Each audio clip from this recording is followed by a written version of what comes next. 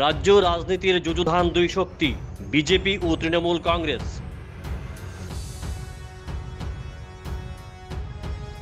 2023-এর নির্বাচনী বাজার ধরতে মাঠে নেমেছেন উভয় দলের নেতৃত্ব।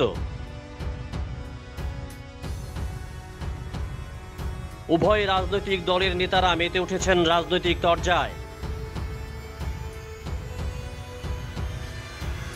রাজ্যের বর্তমান রাজনৈতিক পরিস্থিতিতে কেউ কাউকে ছেড়ে কথা বলছে না। শাসক দল বিজেপির নেতৃত্ব বোমা ফাটালে পাল্টা দিচ্ছে তৃণমূল। পিছিয়ে নেই প্রধান বিরোধী শক্তি সিপিআইএম। সুযোগ পেলেই শাসক বিজেপিকে আক্রমণ, আর ঘুরিয়ে ফিরিয়ে তৃণমূল কংগ্রেসকে সমর্থন করছে বাম নেতৃত্ব। সম্প্রতি রাজ্য রাজনীতির বিতর্কের কেন্দ্রবিন্দুতে চলে এসেছেন শাসক দলের বিধায়ক তথা বরিষ্ঠ আইনজীবী অরুণ চন্দ্র ভৌমিক।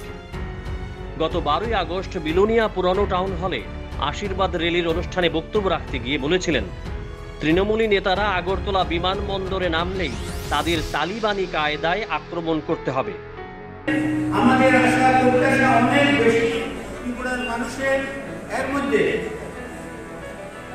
এই পশ্চিমবঙ্গ থেকে মমতা ব্যানার্জির উস্কানিতে 25 বছর যে সরকার 25 বছর ধরে যে সরকার প্রতিষ্ঠিত হয়েছে বিপ্লব কুমার দেবের নেতৃত্বে, সেই সরকারের উপর আঘাত করার চেষ্টা করছে।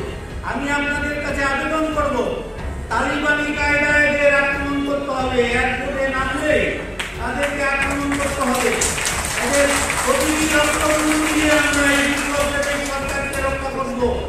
বিজেপির বিধায়ক অরুণ চন্দ্র ভৌমিকের এই বক্তব্যের পর নড়ে চড়ে বসে তৃণমূল নেতৃত্ব। তৃণমূল কংগ্রেস নেতৃত্ব বিজেপির বিধায়কের এই বক্তব্যের পরিপ্রেক্ষিতে প্রকাশ্যে কোনো মন্তব্য না করলেও তারা হাঁটতে চলেছে আইনি রাস্তায়। তৃণমূল সূত্রের খবর, আগামী কয়েকদিনের মধ্যেই তারা বিধায়ক অরুণ চন্দ্র ভৌমিকের বিরুদ্ধে ত্রিপুরা উচ্চ আদালতে মামলা দায়ের করবে। আমাদের আশা প্রত্যাশা অনেক বেশি ত্রিপুরার মানুষের। এর মধ্যে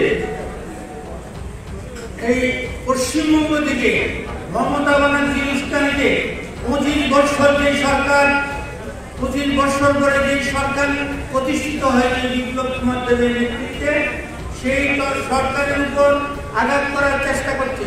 আমি আপনাদের কাছে আবেদন করব, তালিবানি কায়দায় এদের আক্রমণ করতে হবে। এয়ারপোর্টে নামলে তাদেরকে আক্রমণ করতে হবে।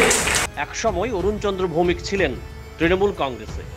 মূলত 1998 সালে অরুণ চন্দ্র ভৌমিকের হাত ধরেই এই রাজ্যে আত্মপ্রকাশ ঘটেছিল তৃণমূল কংগ্রেসের। পরবর্তী সময়ে তিনি তৃণমূল কংগ্রেস ছেড়ে বিজেপিতে যোগ দেন। তিনি বিজেপির বিধায়ক, তার নির্বাচনী ক্ষেত্র বিলোনিয়া।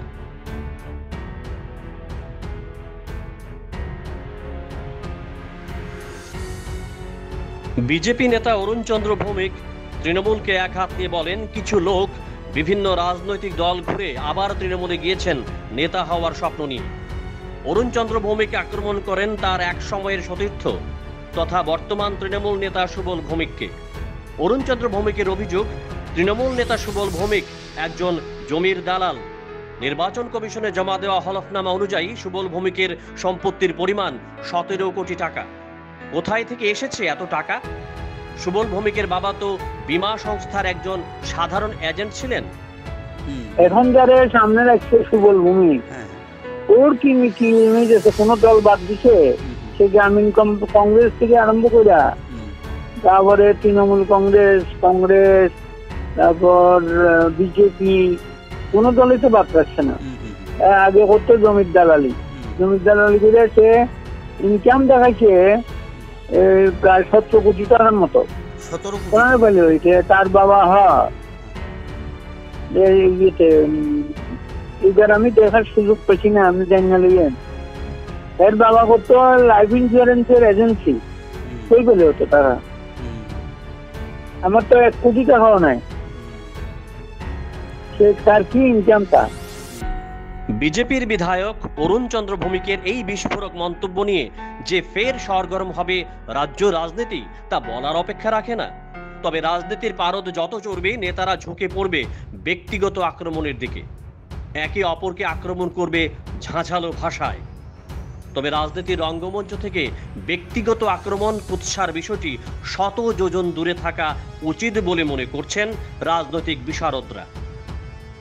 পলিটিক্যাল ডেস্ক থেকে অভিজিৎ ঘোষের রিপোর্ট, জনতার মশাল।